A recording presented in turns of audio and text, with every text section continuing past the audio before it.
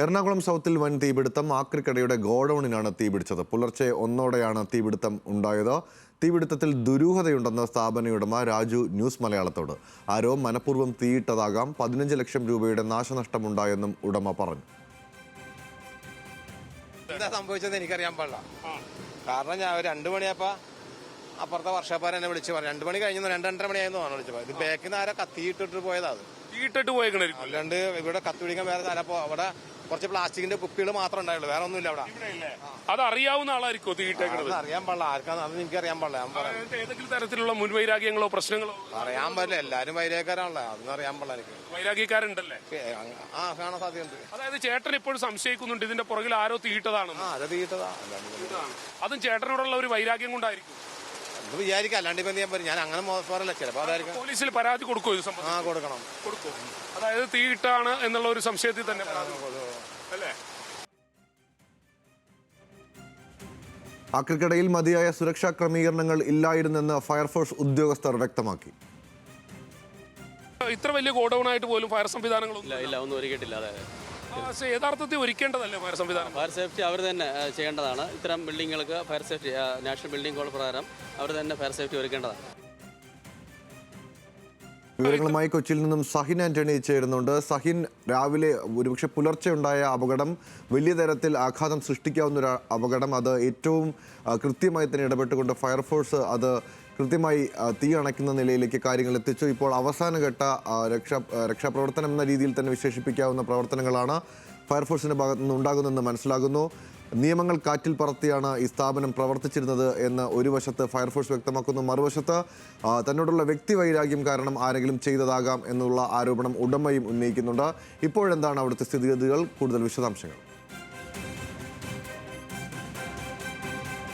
ഗൗതം, ഇന്ന് പുലർച്ചെ 12:30 ഇത്തരത്തിലുള്ള ഒരു തീപിടുത്തമുണ്ടായത്. ഈ കാണുന്ന ഗോഡൌൺ എറണാകുളം സൗത്ത് റെയിൽവേ സ്റ്റേഷന് തൊട്ടടുത്താണ്. സൗത്ത് മേൽപ്പാലത്തിന് തൊട്ടടുത്താണ് ഈ തീപിടുത്തമുണ്ടായത്. തീപിടിച്ച് മണിക്കൂറുകൾക്കുള്ളിൽ തന്നെ ഫയർ സംവിധാനങ്ങൾ മുഴുവൻ ഉണർന്ന് പ്രവർത്തിച്ചതുകൊണ്ട് ഈ തീപിടുത്തം ഏറെക്കുറെ നിയന്ത്രിക്കാൻ കഴിഞ്ഞു. ഇപ്പോൾ അവസാന ഘട്ടത്തിലേക്ക് എത്തി നിൽക്കുന്ന ഒരു കാഴ്ച. പക്ഷേ ആ തീപിടുത്തം ചെറുതായി നമ്മൾക്ക് തള്ളിക്കളയാൻ കഴിയില്ല. തൊട്ടടുത്ത് നിരവധി അപ്പാർട്ട്മെന്റുകൾ ഉണ്ടായിരുന്നു. കൂടാതെ നിരവധി മനുഷ്യർ താമസിച്ചിരുന്ന ഒരിടം കൂടിയാണ്. എന്തായാലും ഈ തീപിടുത്തം ആദ്യമായി കണ്ട ഒരു ഉദ്യോഗസ്ഥൻ, അദ്ദേഹം ഒരു പോലീസ് ഉദ്യോഗസ്ഥനാണ്. അദ്ദേഹം തന്നെയാണ് ഈ സംവിധാനങ്ങൾ മുഴുവൻ ഇക്കാര്യം അറിയിക്കുകയും ചെയ്തത്. പ്രജീഷ്, ഇദ്ദേഹം ഇവിടുത്തെ തൊട്ടടുത്തുള്ള ഒരു ജഡ്ജിയുടെ ഗൺമാനായി വർക്ക് ചെയ്യുന്ന ആൾ, ജഡ്ജിയോടൊപ്പമുള്ള ആൾ കൂടിയാണ്. സാറേ, ഇത് എങ്ങനെയാണ് കണ്ടത്? ഞങ്ങൾ പട്ടാ ബുക്ക് ഒപ്പിടാൻ വേണ്ടി ഇവിടെ ജസ്റ്റിസ് ശിവരാജൻ സാറിന്റെ വസതിയിൽ വന്നതാണ്. അപ്പോഴാണ് ഞങ്ങൾ ഈ റെയിലിന്റെ അപ്പുറത്ത്, അപ്പോഴാണ് ഇവിടെ തീ കത്തുന്നത് കണ്ടത്. അങ്ങനെ നേരെ കൺട്രോൾ റൂമിൽ വിളിച്ചറിയിക്കുകയായിരുന്നു. അതായത് സാറാണ് ഇക്കാര്യം അറിയിക്കുന്നത്? ഞാനാണ് കൺട്രോൾ റൂമിലോട്ട് ആദ്യം അറിയിച്ചത്. എനിക്കൊരു തെറ്റ് പറ്റി, അതായത് ജഡ്ജിയുടെ കൂടെയാണെന്ന്. അതല്ല, അല്ല, ജഡ്ജിയുടെ വീട്ടിൽ ഞങ്ങൾ പട്ടാ ബുക്ക് ഒപ്പിടാൻ വേണ്ടി വരുന്നതായിരുന്നു. രാത്രി റൗണ്ടിന് ഇറങ്ങിയത്? അതെ, പെട്രോളിംഗിൽ. പെട്രോളിംഗ് ആയിരുന്നു? അതെ. ഈ അറിയിച്ചപ്പോ തന്നെ പോലീസിന് എത്തിക്കാൻ പറ്റി? ഞങ്ങൾ വിളിച്ച് പറഞ്ഞു. ഞങ്ങൾ അതുവഴി കറങ്ങി മേൽപ്പാലം വഴി ഇപ്പുറത്തെ സൈഡിൽ വന്നു കഴിഞ്ഞപ്പോ തന്നെ ഇവിടെ ഫയർഫോഴ്സ് എത്തിയിരുന്നു. തുടക്കത്തിൽ നിന്ന് കത്തണായിരുന്നു? ഞങ്ങൾ കത്തിക്കൊണ്ടിരിക്കുമ്പോഴാണ് ഞങ്ങൾ കണ്ടത്. അപ്പുറത്തെ സൈഡിൽ നിന്ന് ഞങ്ങൾ കാണുന്നത് തീ ഉയരുന്നത് കണ്ടിട്ടാണ് ഞങ്ങൾ അപ്പുറത്ത് നിന്ന് ഇങ്ങോട്ട് വരുന്നത്. ആ സമയത്ത് കണ്ടതുകൊണ്ടാണ് വലിയൊരു അപകടം ഒഴിവായത്. അതെ, അല്ലെങ്കിൽ ആ ആക്രിക്കടയുടെ ഫുള്ള് ഈ സൈഡ് മുഴുവൻ കത്തിപ്പോയേനെ. പിന്നെ ഒരു 5-8 ഗ്യാസോളം അതിനകത്ത് പൊട്ടിത്തെറിച്ച് ഒരു ഫയർഫോഴ്സ് ഉദ്യോഗസ്ഥന് ചെറിയൊരു പരിക്കുണ്ടായിട്ട് മെഡിക്കൽ ട്രസ്റ്റിൽ കൊണ്ടുപോയിട്ട് മെഡിക്കൽ ടെസ്റ്റിലുണ്ട്, അവിടെ കൊണ്ടാക്കി. ആൽഫ 3യുടെ നിർദ്ദേശപ്രകാരം, ഞങ്ങളുടെ എക്കോയുടെ നിർദ്ദേശപ്രകാരം അദ്ദേഹത്തെ ഞങ്ങൾ മെഡിക്കൽ ടെസ്റ്റിൽ. അദ്ദേഹത്തിന് കാര്യമായി പരിക്കെന്ന് പറഞ്ഞാൽ ഗ്യാസ് കുറ്റിന്റെ ആ പവറിൽ പുള്ളിക്കാരന് ഒരു ബുദ്ധിമുട്ട് തോന്നി, പുള്ളിക്കാരനെ കൊണ്ടുപോയതാണ്. തീർന്ന ഗ്യാസ് ആയതുകൊണ്ടാണ്? തീർന്നതാണോ എങ്ങനെയാണെന്ന് നമുക്കറിയില്ലല്ലോ. മാത്രമല്ല മുകളിൽ കുക്കറും കാര്യങ്ങളൊക്കെ ഉണ്ട്, അവിടെ പാചകം നടക്കുന്നുണ്ട്. അതിനെക്കുറിച്ച് അറിയില്ല. ഞങ്ങൾ കൂടുതലും അപ്പുറത്തെ സൈഡാണ് ആദ്യം വന്നത്. അതിനുശേഷമാണ് ഇപ്പുറത്തെ സൈഡിലോട്ട് ഫയർ എത്തിയത്. വന്നത്. അത് നമുക്ക് ആദ്യം കാണാൻ കഴിഞ്ഞത് കൊണ്ടാണ് വലിയൊരു അപകടം. അതെ. അത് തന്നെയാണ് ഗൗതം ഈ പറഞ്ഞതുപോലെ തന്നെ അദ്ദേഹം ആദ്യം കണ്ടു, അപ്പോൾ തീ ഒരു പുകയായിരുന്നു ഉണ്ടായിരുന്നത്. പിന്നീടാണ് ആ പുക വലിയ തീയായി മാറുന്നത്. ഒരുപക്ഷെ ആ സമയത്ത് ആ ഉദ്യോഗസ്ഥന് ഇവിടെ വരാൻ കഴിഞ്ഞില്ലായിരുന്നെങ്കിൽ, അല്ലെങ്കിൽ ആ ഉദ്യോഗസ്ഥന് ഇത് കണ്ടില്ലായിരുന്നെങ്കിൽ വലിയ തീപിടുത്തം, നാടിന് നടക്കുന്ന തീപിടുത്തം. ഒരുപക്ഷെ ഇതിനകത്ത് 8 മനുഷ്യർ താമസിക്കുന്നത്. ആ കുടുസുമുറി ഈ കാണുന്നത് പോലെ തന്നെ ഇരുമ്പിന്റെ കുറെ ഷീറ്റുകളും കുറെ തൂണുകളും വെച്ച് അതിനകത്തേക്ക് മനുഷ്യരെ പാർപ്പിച്ചിരിക്കുകയാണ്, മൃഗങ്ങളെ പോലെ. ഇതൊന്നും അന്വേഷിക്കാനും അതിനെക്കുറിച്ച് തിരക്കാനും ഇവിടെ ഒരു ഉദ്യോഗസ്ഥന് സമയമില്ല എന്നുള്ളതാണ്. നേരത്തെ ലാൽകൃഷ്ണ ലൈവിൽ ഇരുന്നപ്പോൾ അദ്ദേഹം ചോദിച്ച ഒരു ചോദ്യമുണ്ട്, ഇതിനെങ്ങനെ ഫയർ ആൻഡ് സേഫ്റ്റിക്ക് ഈ സംവിധാനങ്ങളെല്ലാം കിട്ടിയെന്നുള്ളത്. അത് തന്നെയാണ് നമുക്ക് ചോദിക്കാനുള്ളത്. എന്തായാലും ഈ ഒരു സംവിധാനം ഈ കാണുന്നത് പോലെ ഇത് അത്ര ചെറിയ ആക്രിക്കടയൊന്നുമല്ല. എറണാകുളം നഗരത്തിൽ പ്രവർത്തിക്കുന്നതിൽ ഏറ്റവും വലിയ ഒരു ആക്രിക്കട കൂടിയാണിത്. ഇവിടുത്തെ ജീവനക്കാരാണോ, തൊഴിലാളികളാണോ, ഇവിടുത്തെ തൊഴിലാളികളാണോ? എന്താ പറ്റിയത്? പനിക്കാരുണ്ട് അല്ല എവിടെ പനിക്കാരുണ്ട്? പണിക്കാരുണ്ട്. നിങ്ങൾ ഇവിടുത്തെ പണിക്കാരല്ല, ഒരു പണിക്കാരാണ്. പക്ഷെ പറയാനുള്ള ഒരു ഭയം അവർക്ക് കാര്യമായി തന്നെ ഉണ്ട്. കാരണം ഇതിന്റെ ഉടമയും മറ്റുള്ള ആളുകളും എന്തായിരിക്കും പറയുന്നതെന്ന് അവർക്കും അവരുടെ തൊഴിലിനെ ബാധിക്കുന്ന കാര്യമാണല്ലോ. എന്തായാലും സാധാരണക്കാരായ മനുഷ്യരാണ്, അവരുടെ തൊഴിലിനെ ബാധിക്കുന്ന കാര്യമായതുകൊണ്ട് നമ്മൾ അതിലേക്ക് ഇടപെടുന്നില്ല. പക്ഷേ ഈ കാണുന്നത് പോലെ തന്നെ ഇതിനകത്ത് സഹിൻ ഒരു നിമിഷം ഒന്ന് ഇടപെടുകയാണ്. സഹിൻ, ഇപ്പോൾ നമ്മൾ പ്രതികരണം തേടിയ അവരുൾപ്പെടെ ഈ നേരത്തെ സഹിൻ ചോദിച്ച അല്ലെങ്കിൽ നമ്മൾ ഈ ദൃശ്യങ്ങളിൽ കാണുന്ന ഈ കുടുസുമുറിക്കകത്ത് താമസിക്കുന്നവരാണോ? ഇവരൊക്കെ അവിടെ തന്നെ കഴിഞ്ഞിരുന്നവരാണോ? ഇവരുടെയൊക്കെ ജീവൻ രക്ഷപ്പെടുത്തിയത് ഫയർഫോഴ്സ് ആണോ? എന്താണ് അത് സംബന്ധിച്ചുള്ള വിശദാംശം? അത് തന്നെയാണ് ലാലെ, ഈ ഫയർഫോഴ്സ് ഉദ്യോഗസ്ഥർ തന്നെയാണ് ഇവരെ പൂർണ്ണമായിട്ട് ഇവിടുന്ന് രക്ഷിച്ചത്. ലാല, ഞാനൊരു കാര്യം, അല്ലെങ്കിൽ ഇത് എങ്ങനെയാണ് ഇത് പ്രവർത്തിക്കുന്നതെന്ന് ലാലിന് കാണിച്ചു തരാം. ക്ഷമിക്കണം ഗൗതം, കാണിച്ചു തരാം. ഈ വഴി ഒന്ന് കാണണം. ഈ വഴി എന്ന് പറയുന്നത് എറണാകുളം സൗത്ത് റെയിൽവേ സ്റ്റേഷന് റെയിൽവേ സ്റ്റേഷനിലേക്ക് പോകുന്ന റെയിൽ മേൽപ്പാലമാണ്. സൗത്ത് മേൽപ്പാലമായിട്ടാണ് ഇതറിയപ്പെടുന്നത്, എറണാകുളം സൗത്ത് മേൽപ്പാലം. അതിന് തൊട്ട് താഴെയാണ് ഇത് പ്രവർത്തിച്ചുകൊണ്ടിരിക്കുന്നത്. കാണൂ, ഇവിടെ ഒരു തീപിടുത്തം ഉണ്ടായാൽ പിന്നെ പറയേണ്ടതുണ്ടോ? ഈ വഴികളൊക്കെ ഒന്ന് ഗൗതം കാണേണ്ടതാണ്. ഈ വഴികളെന്ന് പറയുന്നത് എറണാകുളം റെയിൽവേ സ്റ്റേഷൻ, ഇതാണ് എറണാകുളം റെയിൽവേ സ്റ്റേഷൻ എന്ന് പറയുന്നത്. തൊട്ടടുത്തുള്ള റെയിൽവേ സ്റ്റേഷനാണ് ഈ കാണുന്നത്. ഈ റെയിൽവേ സ്റ്റേഷനിലേക്ക് നേരത്തെ സൂചിപ്പിച്ചതുപോലെ തന്നെ ഇതാണ് ആ കാണുന്ന ഗോഡൌണിനകത്തേക്ക് കയറുന്ന വഴിയാണിത്. ഈ ഗോഡൌണിനകത്തേക്ക് നമ്മൾ ഇതുവഴിയാണ് കയറേണ്ടി വരിക. ഈ പറയുന്നത് പോലെ ആളുകളെ പാർപ്പിച്ചിരുന്ന ഒരിടം കൂടിയാണിത്. ഈ ആളുകൾ, ആദ്യം ക്യാമറ പോട്ടെ, ഈ ആളുകളെ പാർപ്പിച്ചിരുന്ന ഒരിടം, 8ഓളം മനുഷ്യർ താമസിച്ചിരുന്ന ഒരിടം. ഈ കാണുന്നതൊക്കെ ഈ കാണുന്ന ഈ ലാടമൊക്കെ ഇതൊക്കെ ആളുകൾക്ക് കയറിപ്പോകാൻ വേണ്ടി ഒരുക്കിയിരിക്കുന്നതാണ്. ഒന്ന് പതിയെ ഒന്ന് കയറി കാണിച്ചു കൊടുക്കാം. ഞാൻ പിടിച്ചേക്കാം. കയറി കാണിച്ചു കൊടുക്കും. ആളുകളിലേക്ക് കാണൂ. ഇത് കാണണം ഗൗതം. ഈ വഴികളും ഈ കാണുന്ന സ്ഥലങ്ങളും എല്ലാം ഒന്ന് കാണണം. ഇവിടെയെല്ലാം മനുഷ്യര് താമസിപ്പിച്ചിരുന്നതാണ്, അല്ലെങ്കിൽ മനുഷ്യർ താമസിച്ചിരുന്ന ഇടമാണിതെല്ലാം. ആളുകളെ താമസിപ്പിച്ചിരുന്ന, ഈ ആക്രി സാധനങ്ങൾ ഒരുക്കിയിട്ടിരുന്ന, ഈ ആക്രി സാധനങ്ങളെല്ലാം നിരത്തിയിട്ടിരുന്ന ഒരിടമാണ്.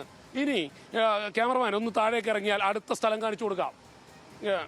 ഇത് എത്ര ഗൗരവകരമായ, എത്ര പ്രശ്നം നിറഞ്ഞ ഇടമാണെന്ന് നിങ്ങൾ മനസ്സിലാക്കണം. കാണൂ, അടുത്ത ഇടം. മുന്നോട്ട് നടക്കൂ, പതിയെ നടന്നാൽ മതി.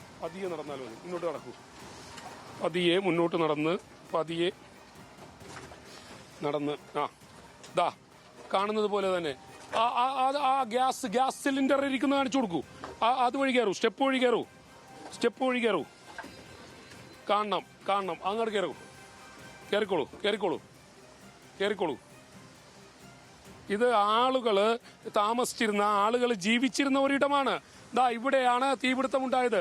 ഈ ഗ്യാസ് സിലിണ്ടർ അടക്കം വിഷപ്പുകയാണ്, ശ്വസിക്കാൻ കഴിയുന്നില്ല, ശ്വാസം മുട്ടുന്നു. ഗ്യാസ് സിലിണ്ടർ, ഈ ഗ്യാസ് സിലിണ്ടർ ഇങ്ങനെ നിറഞ്ഞിരിക്കുകയാണ് ഇവിടേക്ക്. കാണൂ ഗൗതം, ഇവിടെയാണ് ഗ്യാസ് സിലിണ്ടർ ഉള്ളത്. നേരത്തെ നമ്മളോട് പ്രതികരിച്ച ഒരുപക്ഷെ ഈ അപകടം ആദ്യം കാണുകയും വിവരം അറിയിക്കുകയും ചെയ്ത പോലീസ് ഉദ്യോഗസ്ഥൻ തന്നെ വ്യക്തമാക്കിയത് ഈ ഗ്യാസ് സിലിണ്ടർ പൊട്ടിത്തെറിച്ചും ഇതിനകത്ത് ഈ തീപിടുത്തം ഉണ്ടാകുന്ന സാഹചര്യത്തിൽ അപകടം ഉണ്ടായിട്ടുണ്ട് എന്നാണ് അദ്ദേഹം നമ്മളോട് പ്രതികരിച്ചത്. അതിനിടയിൽ ഒരു ഫയർഫോഴ്സ് ഉദ്യോഗസ്ഥന് ചെറിയ രീതിയിലുള്ള പരിക്കേറ്റു, ബുദ്ധിമുട്ട് തോന്നി, അദ്ദേഹത്തെ ആശുപത്രിയിലേക്ക് മാറ്റി എന്നതുൾപ്പെടെ പോലീസ് ഉദ്യോഗസ്ഥന് വ്യക്തമാക്കുന്നുണ്ട്. അപ്പോൾ ഈ ദൃശ്യങ്ങളിൽ നിന്നും സഹിൻ പറയുന്നത് പോലെ തന്നെ ഈ ദൃശ്യങ്ങൾ നമ്മൾ കാണുന്നത് പോലെ വലിയ തരത്തിൽ വലിയ അപകടമായി മാറേണ്ടിയിരുന്ന ഒരു തീപിടുത്തമാണ്. കൃത്യമായ സമയോചിതമായ ഇടപെടൽ കൊണ്ട് ഇന്ന് ഒരുപക്ഷെ എറണാകുളം നഗരം രാവിലെ ഈ വാർത്ത കാണുന്ന തരത്തിൽ കാണുമ്പോൾ ആശ്വാസകരമാണെന്ന് തോന്നുന്ന തരത്തിലേക്ക് മാറ്റിയെടുക്കുന്നതിന് ഫയർഫോഴ്സ് ഉദ്യോഗസ്ഥർ ഇടപെട്ടത് വലിയ ശ്രമകരമായ ഒരു നടപടിയാണ്, ഒരു പ്രവർത്തനമാണ് അവർ കാഴ്ചവെച്ചതെന്ന് തന്നെ വിലയിരുത്തേണ്ടി വരില്ലേ? ഗൗതം, നമുക്ക് വെല്ലുവിളിച്ച് പറയാൻ കഴിയും. കേരളത്തിലെ മറ്റൊരു ചാനലിലും ഈ ദൃശ്യങ്ങൾ ലഭിക്കില്ല. കാരണം നമ്മൾ മാത്രമാണ് ഇവിടെ എത്തിയിട്ടുള്ളത്. നമ്മളിലൂടെ മാത്രമേ ഈ ദൃശ്യങ്ങൾ പ്രേക്ഷകരിലേക്ക് എത്തുള്ളൂ. ഇവിടെയാണ് ആളുകൾ താമസിച്ചിരുന്നത്, ഇവിടെയാണ് ആളുകൾ ജീവിച്ചിരുന്നത്. അതാ ഈ കാണൂ, ഉള്ളിലേക്ക് ക്യാമറമാൻ ഈ ഉള്ളിലേക്കൊക്കെ എത്തിച്ചൊന്ന് കാണിച്ചു കൊടുക്കൂ. അവിടെയെല്ലാം പാചകം നടന്നിരുന്ന ഒരിടം കൂടിയാണിത്. അതായത് 8ഓളം മനുഷ്യർ, 20 പേരായിരുന്നു ഇവിടെ ഉണ്ടായിരുന്നത്. ഈ 20 പേർ താമസിച്ചിരുന്ന ഒരിടമാണിത്. ഇവിടെയാണ് ഗ്യാസ് സിലിണ്ടർ അടക്കമുള്ള സംവിധാനങ്ങൾ ഉണ്ടായിരുന്നത്. ഈ കുടുസുമുറി ഞാൻ നേരത്തെ സൂചിപ്പിച്ചതുപോലെ തന്നെ ഈ കുടുസുമുറിയിലാണ് മനുഷ്യർ. ദാ ഇങ്ങോട്ടേക്ക് ക്യാമറമാൻ ഇങ്ങോട്ടേക്കൊന്ന് തിരിക്കൂ. ദാ ഇത് കാണൂ. ഇതൊക്കെ നടന്നു പോകാൻ, മനുഷ്യർക്ക് നടന്നു പോകാൻ കഴിയുന്ന വഴികൾ. ഞാൻ നിൽക്കുന്ന സ്ഥലമൊക്കെ ഒന്ന് കാണിക്കൂ. ഇതാ ഇവിടെയൊക്കെ മനുഷ്യർക്ക് ബ്രെഡ് കഴിക്കാനുള്ള ബ്രെഡും പഴവും അതായത് മനുഷ്യരൊക്കെ താമസിച്ചിരുന്ന ഒരിടം. ആ ഇടത്തിലേക്ക് ഇതാ ഇങ്ങനെ കയറണം. ഇവിടെ നിന്നും ഒരു തീപിടുത്തം ഉണ്ടായാലും എങ്ങനെ രക്ഷപ്പെടാൻ കഴിയും ഗൗതം? കാണൂ, ഇവിടെ ഒരു തീപിടുത്തം. ഗ്യാസ് സിലിണ്ടറാണ് ഇരിക്കുന്നത്. പാചകം ഇങ്ങോട്ട് കാണിക്കൂ.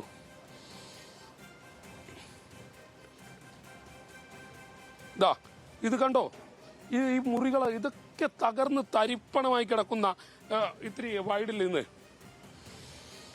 ഇതാണ് ഗ്യാസ് സിലിണ്ടർ. ദാ ഇവിടെ കാണൂ, പാചകം ഒരുക്കുന്ന ഇടമാണ്. ഗ്യാസ് കുറ്റി ശരി, സഹിൻ ഒരു പ്രധാനപ്പെട്ട വിവരത്തിലേക്ക് കൂടി പോവുകയാണ്. കെബിൻ നമ്മളോടൊപ്പം ചേരുന്നുണ്ട്. കെബിൻ, ഒരുപക്ഷെ ഇപ്പോൾ നമ്മൾ ഈ ദൃശ്യങ്ങളിൽ കാണുന്നത് പോലെ തന്നെ സഹിൻ പറയുന്നത് പോലെ വളരെ ഗൗരവതരമായ ഒരു അപകടമാണ് ഉണ്ടായിരുന്നത്. ഈ ഗ്യാസ് സിലിണ്ടർ ഉൾപ്പെടെ ആളുകളെ താമസിപ്പിച്ചിരുന്ന യാതൊരു തരത്തിലും നിയമങ്ങൾ പാലിക്കാതിരുന്ന ഒരു ഗോഡൗൺ ആണ് ഇപ്പോൾ വലിയ അപകടത്തിന് സാക്ഷ്യം വഹിച്ചിരിക്കുന്നത്. അവിടെയാണ് വലിയ തീപിടുത്തം ഉണ്ടായിരിക്കുന്നത്. ഞാൻ മനസ്സിലാക്കുന്നതനുസരിച്ച് ഈ ഉടമയുമായി ബന്ധപ്പെട്ട് ഈ ഗോഡൗൺ ആരുടേതാണെന്ന് ബന്ധപ്പെട്ടുള്ള വിവരങ്ങളൊക്കെ പുറത്തു വരേണ്ടതുണ്ട്. അതുമായി ബന്ധപ്പെട്ട് എന്തെങ്കിലും സൂചന ലഭിച്ചിട്ടുണ്ടോ? എന്താണ് ഈ വിഷയവുമായി ബന്ധപ്പെട്ട് നമുക്ക് ഇപ്പോൾ നൽകാൻ കഴിയുന്ന ഏറ്റവും പ്രധാനപ്പെട്ട വിവരങ്ങൾ? ഗൗതം, നമ്മളിപ്പോൾ നിൽക്കുന്നത് ഇതിൻ്റെ പ്രധാന വാതിലായി. അതായത് ഇതിന് രണ്ട് സൈഡിലുമായി നമുക്ക് ദൃശ്യങ്ങൾ കാണാൻ കഴിയുന്ന പോലെ തന്നെ പ്രധാന വാതിലിലൂടെ സഞ്ചരിച്ച് അകത്തേക്ക് വരുമ്പോൾ രണ്ട് സൈഡിലും കൂട്ടിയിട്ടിരിക്കുന്ന ആക്രികളാണ് നമുക്ക് കാണാൻ കാണുന്നത്. അതായത് അതിൽ പ്ലാസ്റ്റിക് ഉണ്ട്, അതേപോലെ തന്നെ ഇരുമ്പ് കമ്പികളുണ്ട്, അതേപോലെ തന്നെ പേപ്പറുകളുണ്ട്. അതെല്ലാം പൂർണ്ണമായും കത്തി നശിച്ചു. നേരത്തെ ദൃശ്യങ്ങളിൽ കണ്ടതുപോലെ തന്നെ ഇതിൻ്റെ തൊട്ട് മുകളിലായിട്ടാണ് 20ഓളം മനുഷ്യരിൽ 9 പേർ ഇന്നലെ രാത്രി ഇവിടെ കഴിഞ്ഞിരുന്നത്. അത് കൃത്യമായി നേരത്തെ പറഞ്ഞാൽ കേരള ഫയർഫോഴ്സിൻ്റെ കൃത്യമായൊരു ഇടപെടൽ കൊണ്ട് മാത്രമാണ് അവരെ രക്ഷിക്കാനായത്. ഇപ്പോൾ ഈ ദൃശ്യങ്ങൾ കണ്ടോളൂ. തീർച്ചയായിട്ടും ഇത് മൊത്തം കത്തി നശിച്ച് ഈ ഒരു ഭാഗം ഇടിച്ചിറക്കിയതിന് ശേഷം കൃത്യമായി ഇതിനകത്ത് ഒരു തീപിടുത്തമുണ്ടായാൽ അലാറം സംവിധാനം ഒരുക്കുന്ന യാതൊരുവിധ മുൻകരുതലുകളും ഒന്നും തന്നെ ഇതിനകത്ത് സ്വീകരിച്ചിട്ടില്ല. വെറും തകര ഷീറ്റ് കൊണ്ട് മറിച്ച് ഇവിടെ ഒരു ബിസിനസ് എന്ന രീതിയിൽ ആക്രി കച്ചവടം നടത്തി. മറ്റൊരു സാഹചര്യത്തിൽ ഇതിനകത്ത് 20 പേരുടെ ജീവൻ 20 പേർ ഇതിനകത്ത് താമസിപ്പിച്ചു എന്ന് പറയുന്നത് മനസാക്ഷിക്ക് നിറക്കാത്ത സാഹചര്യമാണ്. ഇതിനകത്ത് എങ്ങനെ താമസിക്കുന്നു? അതായത് കൃത്യമായി പറഞ്ഞാൽ മഴ പെയ്താൽ പോലും ചോർന്നു നിൽക്കുന്ന ഒരു കെട്ടിടം, അതിനകത്തേക്കാണ് ഇത്തരത്തിലൊരു തീ പടർന്ന് അകത്തേക്ക് സഞ്ചരിക്കുമ്പോൾ നമുക്ക് മുകളിലെ ദൃശ്യങ്ങൾ കാണുന്നത് പോലെ തന്നെ മുകളിൽ തടികളുണ്ട്, അതേപോലെ തന്നെ തകര ഷീറ്റുകളുണ്ട്. അത്തരമൊരു സാഹചര്യത്തിൽ തകര ഷീറ്റുകളിൽ നിന്ന് തീ പടർന്ന് മൊത്തത്തിൽ താഴേക്ക് ഇടുന്ന ഒരു സാഹചര്യം. ഇതിന് പിറകുവശത്തായി നമ്മൾ കാണുന്ന മറ്റൊരു ദൃശ്യത്തിൽ അവിടെ നിന്ന് ഒരു വശം പൊളിച്ചുകൊണ്ടാണ് ഇതിനകത്തുണ്ടായിരുന്ന 9ഓളം വരുന്ന തൊഴിലാളികളെ രക്ഷിച്ചത്.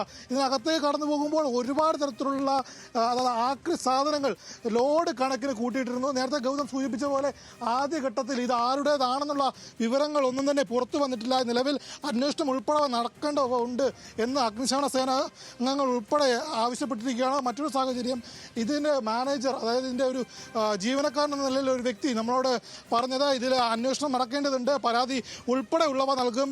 മറ്റൊരു സാഹചര്യം, അതായത് ഇതിനു ഒരു ഗൂഢാലോചനയുണ്ട്. മനഃപൂർവ്വം ആരും കത്തിച്ചു വിടാതെ ഇത്തരത്തിലൊരു തീ ഇവിടെ ഉണ്ടാകുകയില്ല. നമുക്ക് കൃത്യമായി കാണുന്നത് പോലെ തന്നെ ഇത്തരത്തിൽ അതിൻ്റെ ഇടതുവശത്തേക്ക് നോക്കുകയാണെങ്കിൽ നമുക്കറിയാം, ഞാൻ നേരത്തെ രാവിലെ എല്ലാം സൂചിപ്പിച്ചുള്ളത് തന്നെ റെയിൽവേ ട്രാക്ക്, അതായത് ഈ തിരുവനന്തപുരത്തേക്കും ആലപ്പുഴയിലേക്കും അതേപോലെ അതേപോലെ പാലക്കാട്ടേക്കും ബാംഗ്ലൂരിലേക്കും കോഴിക്കോട്ടേക്കും കടന്നു പോകുന്ന നിരവധി ട്രെയിനുകൾ കടന്നു പോകുന്ന പ്രധാന പാതയാണ്. തൊട്ടടുത്ത് തന്നെയാണ് സൗത്ത് റെയിൽവേ സ്റ്റേഷൻ. അത്തരമൊരു സാഹചര്യത്തിൽ രാവിലെ ഉൾപ്പെടെ 1 മണിക്ക് ശേഷം ഇതുവരെയുള്ള ട്രെയിൻ ഗതാഗതം എല്ലാം തന്നെ തടഞ്ഞു വെച്ചിരിക്കുകയായിരുന്നു, താൽക്കാലികമായി നിർത്തിവെച്ചിരിക്കുകയായിരുന്നു. തൊട്ട് മുകളിൽ നമുക്ക് കാണാൻ കഴിയുന്ന മെട്രോ ഉൾപ്പെടെയുള്ളവ, അതായത് പ്രധാനമായും കടവന്ത്രയിൽ നിന്നും എറണാകുളം നഗരത്തിലേക്ക് കയറുന്ന ഭാഗത്ത് പാലമുണ്ട്, തൊട്ടടുത്ത് മെട്രോ ഉണ്ട്. ഇന്നലെ രാത്രി 1 മണിക്ക് ജനവാസം അല്ലെങ്കിൽ ജനങ്ങൾ തിങ്ങിപ്പാർക്കുന്ന ഒരു സ്ഥലമായിരുന്നെങ്കിൽ തീർച്ചയായും ഒരുപാട് പേർക്ക് ജീവൻ നഷ്ടപ്പെട്ടതിനെ. കൃത്യമായ രീതിയിൽ ഇവിടുത്തെ റെയിൽവേ പോലീസിൻ്റെയും അതേപോലെ തന്നെ സൗത്ത് പോലീസിൻ്റെയും 20ഓളം വരുന്ന അഗ്നിശമന സേന യൂണിറ്റ് അംഗങ്ങളുടെയും ഉൾപ്പെടെയുള്ള തീവ്ര പരിശ്രമത്തിൻ്റെ ഭാഗമായിട്ടാണ് നീണ്ട മണിക്കൂറുകൾക്ക് ശേഷം ഇപ്പോൾ തീ അണയ്ക്കാൻ സാധിച്ചിരിക്കുന്നത്. ഇപ്പോൾ നിലവിലെ ഘട്ടത്തിൽ ചേട്ടാ ഇവിടെ അടുത്തുള്ളതാണോ? ചേട്ടാ ഇവിടെ അടുത്തുള്ളതാണോ? അറിഞ്ഞു വന്നതാണ്. ഗൗതം, അതേപോലെ തന്നെ ഇവിടെ അതായത് ഈ പാളത്തിനപ്പുറത്തേക്ക് ഒരുപാട് പേർ താമസിക്കുന്നുണ്ട്. നമുക്ക് ഈ മുകളിലേക്ക് നോക്കുകയാണെങ്കിൽ ദൃശ്യങ്ങൾ കാണാൻ കഴിയുന്ന പോലെ ഇവിടെ ശിവ പ്രൈവറ്റ് ടൂറിസ്റ്റ് ഹോം, അതേപോലെ തന്നെ ഒരുപാട് അപ്പാർട്ട്മെൻറ്റുകൾ ഉൾപ്പെടെയുള്ളവയുണ്ട്. ഇതിന് അകത്തായിട്ട് 10ഓളം കുടുംബങ്ങൾ താമസിക്കുന്നുണ്ടായിരുന്നു. അവരെയെല്ലാം തന്നെ കൃത്യമായ രീതിയിൽ യാതൊരുവിധ പരിക്കുകളും കൂടാതെ തന്നെ രക്ഷിക്കാൻ സാധിച്ചു എന്നത് അത് ഫയർഫോഴ്സിൻ്റെ ഏറ്റവും അഭിമാനകരമായൊരു നേട്ടം തന്നെയാണ്. അതായത് ഏറ്റവും എടുത്തു പറയേണ്ടത് ഫയർഫോഴ്സിൻ്റെ ചടുലവും കൃത്യവുമായിട്ടുള്ള ഇടപെടൽ, ഏറെ സാഹസികമായ രീതിയിൽ ഇതിനകത്തേക്ക് കടന്നുകൊണ്ട് ഇതിനകത്തുള്ള ആൾക്കാരെ രക്ഷിക്കുന്നതിന് നടത്തിയ ഒരു പരിശ്രമം, അതേപോലെ പോലീസിൻ്റെ ഭാഗത്തു നിന്നുള്ളൊരു പരിശ്രമം. ഇപ്പോൾ ഇതിനകത്തേക്ക് പുക മാറ്റിക്കൊണ്ട് അകത്തേക്ക് ഫോഗിങ് ഉൾപ്പെടെയുള്ള നടപടികൾ തുടരുകയാണ്. ഈ കെട്ടിടം പ്രവർത്തിച്ചിരുന്നത് ലൈസൻസോട് കൂടിയാണോ അല്ലെങ്കിൽ മറ്റ് എന്തൊക്കെയാണ് ഈ കെട്ടിടത്തിന് പിന്നിലുള്ള രേഖകളെല്ലാം തന്നെ പരിശോധിക്കേണ്ട ഒരു സാഹചര്യമുണ്ട്. ആദ്യഘട്ടത്തിൽ പുറത്തു വരുന്ന വിവരമനുസരിച്ച് കുറച്ചു നേരം മുൻപ് നമ്മളോട് ഇതിൻ്റെ അഗ്നിശമന സേന ഉദ്യോഗസ്ഥൻ പറഞ്ഞിരുന്നത് ഇതിനകത്ത് കൃത്യമായ രീതിയിലുള്ള ഫയർ അലാറം ഇല്ല, അതായത് ഫയർ NOC ഇല്ലാതെയാണ് ഈ കെട്ടിടം പ്രവർത്തിച്ചിരുന്നത്. അതാണ് ആദ്യഘട്ട പ്രാഥമിക നിഗമനം എന്ന നിലയിൽ അറിയാൻ കഴിയുന്നത്. അതായത് ഈ ദൃശ്യങ്ങൾ കാണുന്നതുകൊണ്ട് തന്നെ നോക്കൂ, നിഗൂഢമായൊരു മുറി, ഇതിനകത്താണ് 9ഓളം പേർ താമസിച്ചിരുന്നത് എന്ന് പറയുമ്പോൾ എത്ര മനുഷ്യത്വരഹിതമാണ്. ഈ പുറകുവശം നമുക്ക് കാണുമ്പോൾ തന്നെ അറിയാം, തകര കൊണ്ട് മൂടിയ ഒരു പാർപ്പിടം. അവിടെയാണ് 20ഓളം മനുഷ്യർ ജീവിച്ചിരുന്നത്. അവിടെ 9ഓളം പേരുണ്ടായിരുന്നു. 9ഓളം പേരെ രക്ഷപ്പെടുത്താൻ സാധിച്ചു. ഇപ്പോൾ തീ പടർന്ന റോഡിലേക്ക്, ഇത് അതായത് സൗത്ത് റെയിൽവേ പാളത്തിനോട് ചേർന്നിട്ടുള്ള പ്രധാന പാതയാണ്. അവിടെ നിന്ന് മുൻവശത്തേക്ക് വരികയാണെങ്കിൽ ഇത്തരം ഒരു സാഹചര്യം, ഇവിടേക്കെല്ലാം തീ പടരുന്നൊരു സാഹചര്യം ഉണ്ടായി. ആ ഒരു സാഹചര്യത്തിൽ മുൻവശത്തെ അവിടെയുള്ള മാലിന്യങ്ങൾ ഉൾപ്പെടെ അല്ലെങ്കിൽ അവിടെയുള്ള സ്ക്രാപ്പുകൾ, ആക്രികൾ ഉൾപ്പെടെയുള്ളവ മാറ്റുകയാണ്. ഇപ്പോൾ നമ്മുടെ ഒപ്പം TJ വിനോദ് MLA ചേരുന്നുണ്ട്. കെബിൻ തുടരുക. കെബിനിലേക്ക് കെട്ടിടത്തിന് ഇപ്പോൾ പറ്റിയുള്ള ലൈസൻസ് മറ്റു കാര്യങ്ങളെ പറ്റിയുള്ള എന്തെങ്കിലും വിവരങ്ങൾ? അത്തരം കാര്യങ്ങളെ സംബന്ധിച്ച് എനിക്കറിയത്തില്ല, അത് പരിശോധിക്കേണ്ടതാണ്.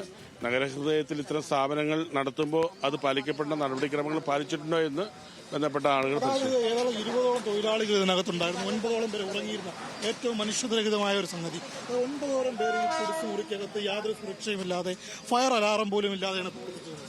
അല്ല, അത്തരം കാര്യങ്ങളെ സംബന്ധിച്ച് ഫയർഫോഴ്സും പോലീസും അന്വേഷണം നടത്തി ആരുടെയെങ്കിലും ഭാഗത്തുനിന്ന് വീഴ്ച ഉണ്ടായിട്ടില്ലെങ്കിൽ അതിന് നടപടി ഉണ്ടാവണം തന്നെയാണ് നമ്മളെല്ലാം ആഗ്രഹിക്കുന്നത്. അത് തന്നെയാണ് TJ വിനോദ് MLA പറയുന്നത്. അതായത് കൃത്യമായി ഇതിനെതിരെയുള്ള അന്വേഷണങ്ങളുണ്ടാവും, പരിശോധനകളുണ്ടാവും.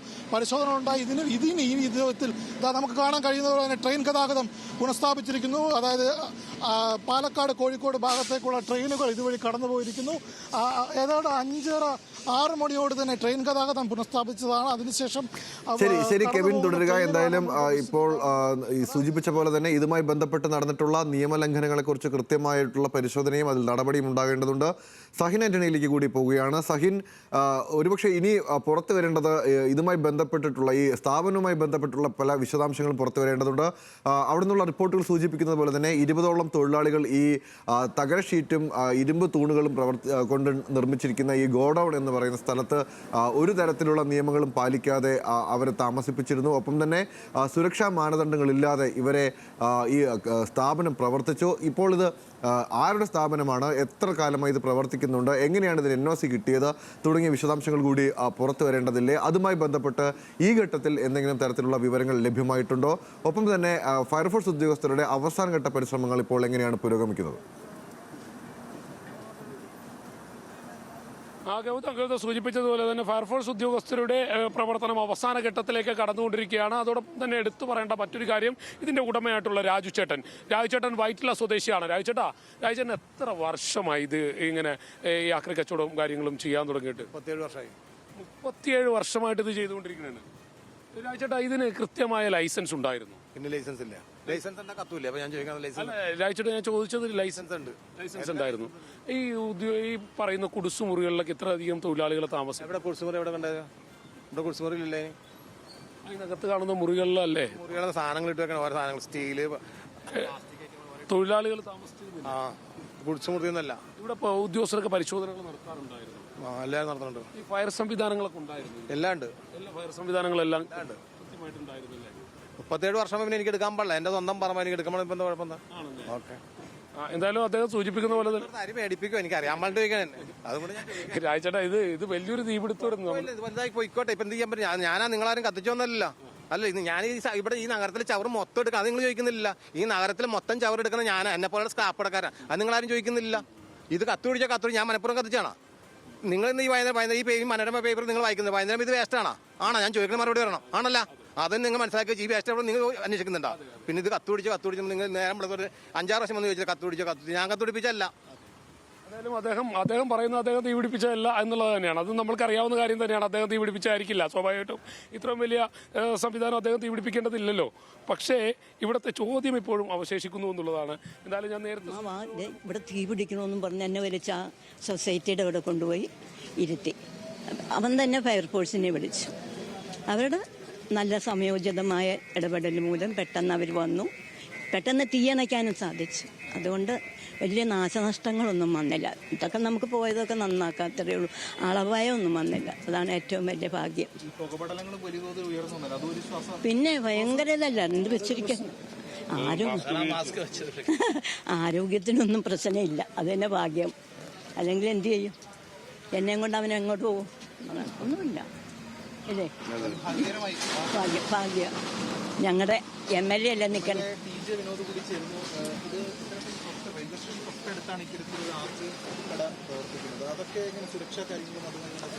അല്ല, തീർച്ചയായും അത്തരം കാര്യങ്ങളെല്ലാം തദ്ദേശ സ്വയംഭരണ സ്ഥാപനങ്ങളും അതുപോലെ തന്നെ ബന്ധപ്പെട്ട അധികാരികൾ പരിശോധിക്കേണ്ടതാണ്. വർഷങ്ങളായിട്ട് ഇവിടെ പ്രവർത്തിക്കുന്നതാണെന്നാണ് പറയുന്നത്. അപ്പോൾ സ്വാഭാവികമായും ഇത്തരം ഒരു കാഷ്വാലിറ്റി ഫയർഫോഴ്സിന്റെ സംയോജിതമായ ഇടപെടലിനെ തുടർന്ന് ആളപായ ഒന്നും ഉണ്ടായില്ല. കുറച്ച് നാശനഷ്ടങ്ങളുണ്ട്. ഈ വീട് പൂർണ്ണമായും കത്തി നശിച്ചു പോയി എന്നുള്ളതാണ് യാഥാർത്ഥ്യം. അല്ല ഇത്തരം ഒരു സ്ഥാപനം നടത്തുമ്പോൾ പാലിക്കേണ്ട എല്ലാ കാര്യങ്ങളും പാലിച്ചിട്ടുണ്ടോ എന്നുള്ളത് പരിശോധിക്കേണ്ടതാണ്. അതാണ് ഞാൻ പറഞ്ഞത്. ഈ ഒരു സ്ഥാപനം തുടങ്ങുമ്പോൾ പാലിക്കേണ്ട നിയമപരമായ കാര്യങ്ങൾ പാലിക്കപ്പെട്ടിട്ടുണ്ടോ എന്നതിനെ സംബന്ധിച്ച് പരിശോധിക്കേണ്ടതാണ്. വിവിധ ഭാഗങ്ങളിൽ ഇത്തരം ആൾക്കൂട്ടം വലിയ ആളുകൾ എത്തുന്ന സ്ഥലങ്ങളിൽ സ്ക്രാപ്പ് ഇത്തരം ഗോഡൌണുകളുണ്ട്. ഇതൊന്നും പരിശോധിക്കപ്പെടുന്നില്ല എന്നൊരു ജനസാന്ദ്രതയുള്ള പ്രദേശങ്ങളിൽ ഇത്തരം സ്ഥാപനങ്ങൾ നടത്താൻ പാടില്ല എന്നുള്ളതാണ് എൻ്റെ വ്യക്തിപരമായ അഭിപ്രായം. തീർച്ചയായും അത്തരം സ്ഥാപനങ്ങൾ പ്രവർത്തിക്കുന്നുണ്ടെങ്കിൽ, വർഷങ്ങളായി പ്രവർത്തിക്കുന്നുണ്ടെങ്കിൽ അതിന് പാലിക്കേണ്ടതായ നിയമപരമായ എല്ലാ സംവിധാനങ്ങളും ഒരുക്കിയിട്ടുണ്ടോ എന്നുള്ളത് പരിശോധിക്കേണ്ടത് നമ്മുടെ എല്ലാം കടമയാണ്. അത് ലോക്കൽ ബോഡികളാണ് നോക്കേണ്ടത്.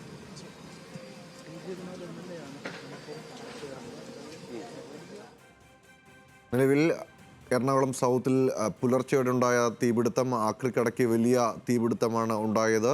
അതുമായി ബന്ധപ്പെട്ടുള്ള പ്രതികരണങ്ങളും അതിൻ്റെ വിശദാംശങ്ങളുമാണ് നമ്മൾ ഇപ്പോൾ പ്രേക്ഷകർ തത്സമയം കണ്ടുകൊണ്ടിരിക്കുന്നത്. ഇപ്പോൾ TJ വിനോദ് MLA പ്രതികരിക്കുകയായിരുന്നു.